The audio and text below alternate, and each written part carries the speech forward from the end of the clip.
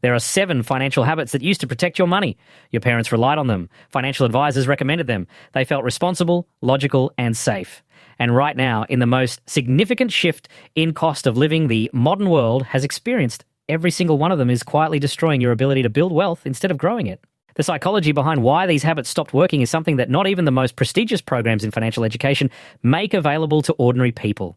And what you're about to hear will permanently change how you approach your personal finance, your investment decisions, your budgeting, and the entire architecture of your financial future. Subscribe to this channel right now. That is the only payment for what you're about to receive. Each habit you're about to discover has been silently working against your financial independence, and by the time this video ends, you will never see your spending, your savings account, or your money management the same way again. I know someone who did everything right, at least everything he was told was right. He earned a solid income, never lived extravagantly, and followed every piece of conventional money advice he had ever received about how to handle personal finance responsibly. He packed lunch most days while his colleagues ordered through Uber Eats. He avoided impulse purchases. He checked his bank balance regularly and felt a quiet pride in what he considered disciplined financial behaviour and sound money management. He was not reckless. He was not financially ignorant. And by every visible standard, he was doing exactly what a responsible adult should do with their money. And yet, after 14 years of earning, saving, and being careful, his net worth had barely moved. His savings account grew slowly, then seemed to plateau entirely. His retirement planning remained something perpetually scheduled for next year. His investment strategy was something he kept meaning to develop, but never found the right moment to begin. There was no catastrophic financial event, no dramatic loss, no single moment of failure he could point to and say, that is where everything went wrong. The money simply leaked, steadily and invisibly, through habits that felt perfectly reasonable on any given day, but were collectively draining every dollar of progress he made. His experience is not rare. It is, statistically, the most common financial trajectory for working adults in the modern economy. Millions of people earn enough to build genuine wealth and end up with almost nothing. Not because they lack discipline or financial literacy, but because they are running a set of financial habits designed for an economic landscape that vanished over a decade ago. The architecture of how money moves through your life has been fundamentally redesigned by technology, by behavioral psychology applied to consumer marketing, and by a cost of living environment that punishes outdated strategies with surgical precision. But the habits most people rely on have not been updated. They remain frozen in a previous era, and the distance between those outdated financial habits and the reality of modern financial life is exactly where your wealth disappears without a trace. The most dangerous aspect is that these habits do not feel outdated. They feel like responsibility. They feel like the kind of disciplined money management that a smart, hardworking person should practice. And that is exactly why they cause so much invisible damage, because you would never think to question the habit that feels like it is protecting you. What you are about to hear is not a collection of budgeting tips or generic financial advice you could find on any website. It is a psychological examination of 7 specific money habits that behavioural research has demonstrated no longer function in the modern financial landscape. The kind of deep financial psychology education that the most expensive university programs in the world keep behind closed doors. Each one of these habits made perfect sense in the world your parents navigated. Each one served a genuine protective purpose in a different economic architecture. But the architecture transformed and the habits did not. And that mismatch is quietly determining whether you build lasting wealth or simply maintain the illusion of financial responsibility while your real purchasing power erodes year after year. The first habit that no longer works is the one almost everyone still practices. And it is the belief that you should wait to earn more before you start building wealth seriously. The reasoning feels perfectly logical on the surface. You tell yourself that once your salary increases, once you get through this particular financial pressure, once the cost of living stabilizes, then you will begin investing consistently, then you will focus on your retirement planning, then you will start building the kind of financial security that gives you real options. But the psychology of income adaptation reveals something that most people discover far too late in their financial lives. Your brain does not experience a raise the way a calculator does. When your income increases, your lifestyle adjusts to absorb that increase with extraordinary neurological speed, typically within 60 to 90 days. This is not a failure of willpower or discipline. It is a documented psychological process called hedonic adaptation, where your brain automatically recalibrates its baseline of what feels normal, and every dollar above your previous income gets silently reclassified from surplus to necessity. Your new salary does not feel like more money. It feels like exactly the right amount for someone at your level, precisely the way your previous salary did and precisely the way every salary before that did. The result is a permanent state of financial waiting, a wealth-building treadmill where you're always planning to start at the next income level, but the next income level always absorbs itself before you arrive. Meanwhile, the compound growth that would have transformed your financial future if you had started with whatever you had, even a small amount, is lost permanently. And that lost time is the single most expensive cost in all of personal finance and investment strategy. The second habit is one that technology has weaponized against you with astonishing precision, and it involves the way your brain processes small purchases in the modern payment environment. There was a time when small daily expenses genuinely were insignificant to your financial trajectory. When you paid with physical cash, when every transaction required friction and conscious deliberation, a $4 or $5 expense actually registered in your brain as $4 or $5 leaving your possession. The pain was small, but real. Your brain felt the loss because you physically handed over currency and watched your wallet get thinner. That era is completely over. When you tap your phone using Apple Pay or Google Pay to purchase your morning coffee at Starbucks, when you order lunch through a delivery app with a single thumb movement, when your Afterpay installment processes automatically in the background while you sleep, the neurological registration of those expenses approaches zero. The mechanism that behavioral economics identifies as the pain of paying, which is the primary psychological regulator of human spending behavior, has been almost entirely eliminated by modern payment infrastructure. Your Visa or MasterCard processes the transaction before your conscious mind can evaluate whether you genuinely wanted it or whether the impulse was generated by convenience rather than need. The cumulative financial impact is genuinely staggering. Studies in consumer behaviour consistently show that the average working adult now loses between 15 and 20% of their disposable monthly income to microtransactions they cannot recall making a week later, not because the charges are hidden, but because the payment systems engineered by some of the most sophisticated behavioural scientists on the planet have rendered those transactions psychologically invisible. Each one feels like nothing. Together, they represent the difference between building wealth and standing still. The third habit that stopped functioning is one that almost everyone uses as emotional regulation without consciously recognizing it as a financial behavior at all.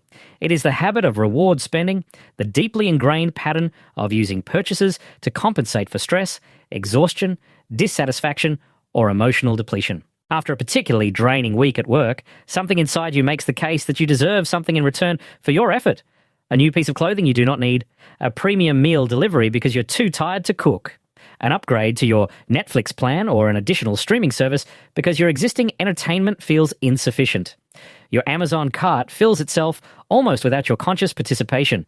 Each individual purchase feels earned, justified, and proportionate to the effort you invested, and taken in isolation, each one probably is. But the psychology of reward spending reveals something critical that most people never stop to examine. The emotional satisfaction from a purchase peaks at the moment of decision, not at the moment of consumption. The dopamine spike that your brain generates occurs when you click purchase, not when the package arrives at your door, not when you wear the clothing, not when you watch the content. This means your brain has quietly learned to use the act of buying as a form of emotional self-medication. And like any form of medication used without understanding its mechanism, the required dosage increases over time, while the therapeutic effect steadily diminishes. You find yourself spending more frequently on progressively more expensive items and experiencing satisfaction for shorter and shorter periods. Behavioral scientists recognize this as hedonic adaptation applied to consumer reward cycles, and it functions with the same neurological mechanics as any other tolerance-building pattern. The habit that feels like earned self-care is actually a psychological loop that simultaneously drains your financial resources and delivers diminishing emotional returns, and it accelerates during periods of high cost of living pressure precisely because those periods generate the most emotional stress and therefore the most demand for psychological relief through spending. The fourth habit is social in nature, and it operates so deeply beneath conscious awareness that most people would genuinely deny its existence if confronted with evidence. It is the habit of calibrating your financial decisions to match the visible spending behavior of the people around you. When your colleague pulls up in a new Tesla, when a friend renovates their kitchen, when someone in your social circle upgrades their wardrobe with brands that signal a level of financial success you associate with people doing better than you, something measurable shifts in your internal financial calculations. Your own financial choices, which felt perfectly acceptable 15 minutes before that exposure, suddenly feel inadequate. Not wrong, not irresponsible, just quietly insufficient. This is not vanity and it is not weakness. It is a deeply embedded social comparison mechanism that evolved to help humans maintain cooperative status within their community. And in the modern financial environment, it has become one of the most expensive psychological patterns in existence. The financial decisions you make each month are not determined solely by your income, your budget, or your conscious priorities. They are profoundly and measurably influenced by the spending patterns of the 5 to 10 people you interact with most frequently. And in an era where social media platforms expose you to hundreds of curated lifestyle presentations every single day, your psychological reference group has expanded exponentially while remaining completely invisible to your conscious decision-making process. You are not choosing how to spend your money in a neutral environment. You are choosing in a psychological landscape specifically designed to make you feel perpetually behind. And your spending adjusts accordingly, not to build wealth and genuine financial independence, but to maintain the appearance of keeping pace with a reference group that does not even know it is influencing you. The fifth habit has been systematically amplified by an entire industry built around making you forget it exists. It is the subscription normalization habit, the quiet acceptance of recurring monthly charges that individually appear trivial but collectively represent one of the largest silent wealth transfers in the modern consumer economy. Your Spotify Premium, your Amazon Prime membership, your multiple streaming platforms, your cloud storage tiers, your app subscriptions, your gym membership you use twice a month, your premium credit card with its annual fee you no longer evaluate, your software renewals, your meal kit delivery you keep meaning to cancel. Each one was introduced through a free trial or an introductory rate designed by conversion psychology to create a usage pattern before the charges begin. Each one was mentally accepted because the monthly amount felt negligible against your total income. And each one now renews automatically, silently, without engaging your conscious financial decision-making process at all. The behavioral psychology behind why this habit is so financially destructive is specific and measurable. Your brain categorizes recurring charges fundamentally differently from one-time purchases. A single $50 purchase activates evaluation, comparison, and genuine psychological resistance. But a $10 monthly subscription activates almost nothing because your brain has reclassified it as a fixed cost, functionally indistinguishable from electricity or water, part of the permanent background architecture of your financial life that no longer requires conscious attention. Research into consumer financial behaviour consistently shows that the average person is currently paying for between 8 and 14 recurring subscriptions, actively uses 4 or 5 of them, and has not conducted a complete audit of the full list in over 12 months. That gap between what you pay for and what you actually use represents thousands in annual wealth that could be compounding in an investment account, strengthening your superannuation, or building the foundation for genuine financial freedom. The sixth habit masquerades as financial intelligence, but functions as cognitive manipulation. It is the habit of equating higher prices with superior value, the deeply held assumption that spending more on something necessarily means you are making the smarter, more sophisticated financial decision. This framework was genuinely useful in a simpler economic environment where price and quality maintained a relatively reliable relationship. But the modern marketplace has been methodically engineered by pricing psychology to exploit this exact assumption with extraordinary precision. The anchoring effect, one of the most thoroughly documented cognitive biases in all of behavioural economics, ensures that the first price you encounter for any category of product or service becomes your brain's unconscious reference point for what constitutes a reasonable price. Brands understand this mechanism intimately and deliberately introduce premium-priced options, not because they expect the majority of customers to purchase them, but specifically because those elevated anchors make the mid-range option feel like a responsible, moderate, intelligent choice. You walk away from the transaction believing you exercise sound financial judgment by selecting not the cheapest and not the most expensive, but the sensible middle option, when the entire pricing architecture was designed to guide you to exactly that conclusion at exactly that price point. This habit costs working adults significant amounts every year across every spending category, from technology to groceries to insurance to financial products, and it persists because it disguises itself as financial intelligence rather than the cognitive vulnerability it actually is. True financial literacy means understanding not just what things cost, but how the presentation of cost is designed to manipulate your perception of value. The seventh and final habit is perhaps the most psychologically complex and certainly the most financially devastating over a complete lifetime. It is the habit of avoidance, the pattern of perpetually postponing financial planning, investment strategy development, and serious wealth building because the immediate present always feels too urgent, too complicated, or too uncertain to allow attention for the future. This habit is not laziness and it is not ignorance. It is a documented neurological pattern called temporal discounting, where your brain assigns dramatically greater weight to immediate concerns than to future outcomes, even when objective analysis clearly demonstrates that the future outcome is more consequential. Your brain is literally structured to prioritize the bill arriving this week over the retirement planning that would fundamentally transform your quality of life in 20 years. And in an environment where the cost of living generates relentless daily financial pressure, this bias is amplified to levels that make long-term financial planning feel genuinely impossible.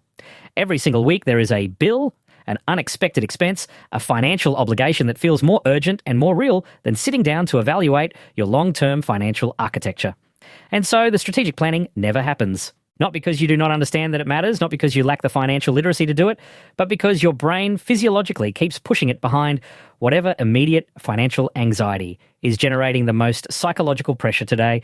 The result is that years pass, often entire decades, where your financial future receives almost zero intentional strategic attention, while your daily expenses receive obsessive, anxiety-driven focus. This is an exact inversion of the allocation of attention that would actually build your wealth, protect your purchasing power, and create genuine financial independence. I want you to stop and think about something before this video ends. And I genuinely want you to answer this in the comments, because understanding how these patterns distribute across real people watching this channel helps every single person in this community. Of these 7 habits, which one hit you with the strongest flash of uncomfortable recognition? Not the one that sounds most intellectually interesting. The one where you felt your own daily behaviour being described with a precision that genuinely surprised you. Write that number in the comments right now, 1 through 7. Name it, because naming it publicly is itself a psychological intervention. It moves the pattern from the invisible background of your automatic behaviour into the space of conscious awareness. And conscious awareness is the only space where genuine behavioural change can begin.